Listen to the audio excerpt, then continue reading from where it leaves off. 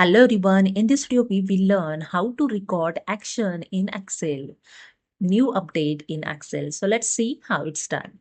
Okay, simply go to the automate tab. Okay, and here you can see in Office script group have option record action.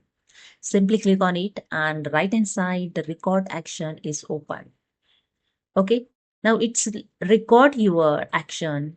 If you enter something, suppose I just add here some amount, change here some amount, it will see set cell H5 to 666. H5, H is a column, 5 is a row. Okay, is 666. Again, I change here, take the action something. So I edit this customer name. Okay, see set cell C9 to Saraf. Okay, again, I change here the quantity. See, set cell F13. F is a column, 13 is a row. Okay, to 6. Okay. So this is the way you can record your every action of your Excel.